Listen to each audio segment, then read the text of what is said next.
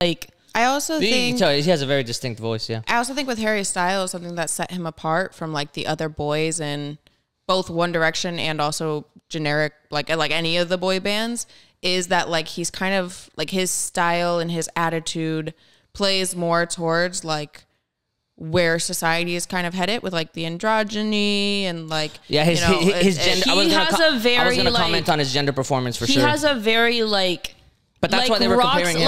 Like he has that kind of like, I don't know, I don't want to say presence, but he has the same like thing as like Elton John or like Freddie Mercury, where like you saw them and like obviously those parts of society always existed, but you're like seeing them in such like grand, like opulent, like unapologetic way, but in the most like not like, it's not trying to be that, you know what I mean? It's just what it is and it just works.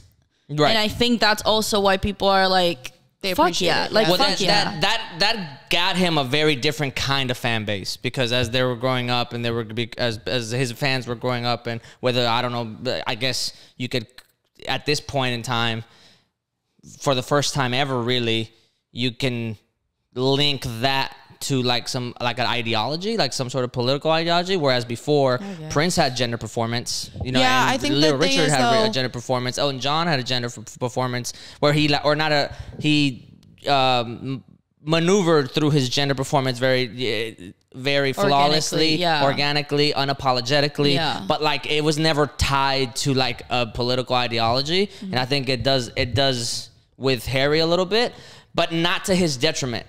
When you say that out loud, when you say that out loud as an industry person, you might say, man, you might be shooting yourself in the foot, because they want to stay away from a lot of those kinds of like things to not isolate people. But like for him, it works really well. You know what I mean? He leans into it, but like that's what heavily. I don't really know what you mean when you say like that's tied to like a political ideology. I think a lot of the because they attribute him with progressivism.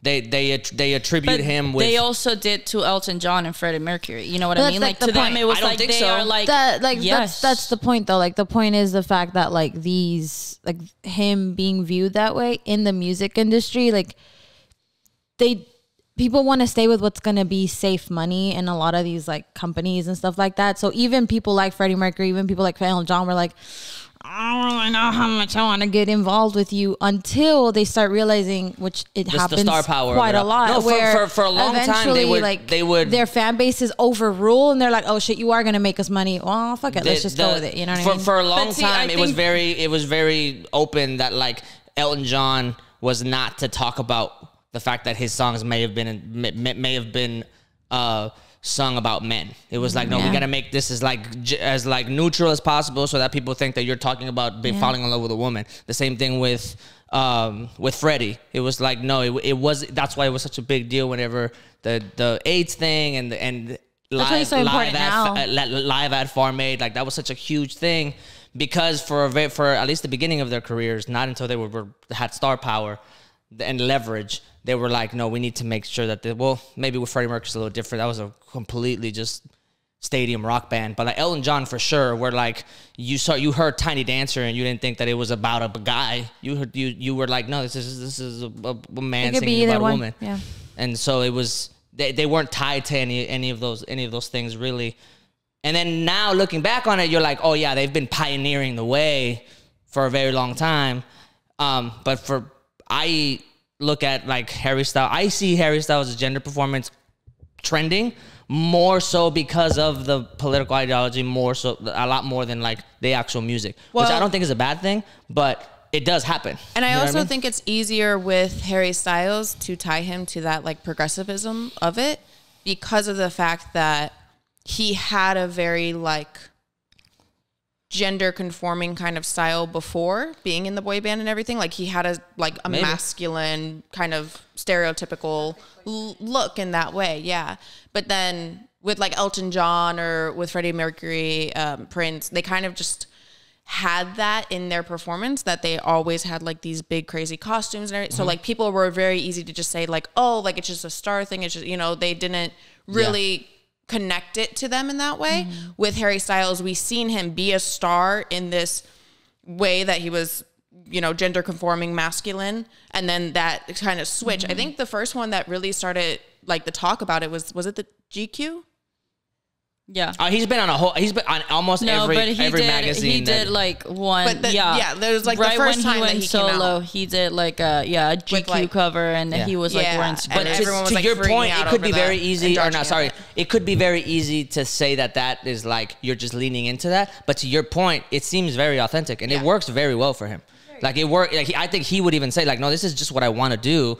It's just what it is, you know, and I think that's he's why very good at it, and it works really, really, really well. And to top it all off, which is props to Harry, is that the music is not bad. The music is great. No, it's phenomenal. So on top of that, like, if he was trying to do that and just be image based and the music sucked, then it would flop. But the music is great. So then you get this like, okay, well, you, in the same way as Prince, in the same way, like, you can't say anything because you bop this shit hard. Yeah. You know what I mean? Or society, culture wise, people, you know what I mean? So, like, you can't really fight that beast. Yeah, you know what I mean? That was the thing. Because again, like, and I was very like, I don't know. I've always been like a fangirl, you know, and I was really into boy bands and stuff like that. And like One Direction was my shit. Like One Direction was my shit. And you know how girls always get like shamed for whatever like shit they like when they're younger, you know? It's always like, oh my God, that's so fucking stupid. But like I was so whenever Harry Styles, like the self-titled album came out, I was ready to like, you know, like if I talked about it, people were going to be like, oh yeah, I'm sure some fucking kid with a fucking boy band like came out with some music, like whatever. He's just, you know what I mean? It's like, duh, he already made a fucking career out of it. What else is it going to do? But every time I would play the album where I would be like, listen to the song or listen to that song, it was like, you can't tell me shit. This album is phenomenal. Like, you should really go back and listen to it because like it's so good. Like it was, I think the difference also why there was like, I think the first album is, I mean, I like rock music, so I liked it more than I did Fine Line. But it's just like every album has been like just so well done, but they're all so different. But they're so like every album has like their own like personality and their own like era, and I think like he's done really well at that. You see the growth of who he's trying to be, He was who he wants to actually be.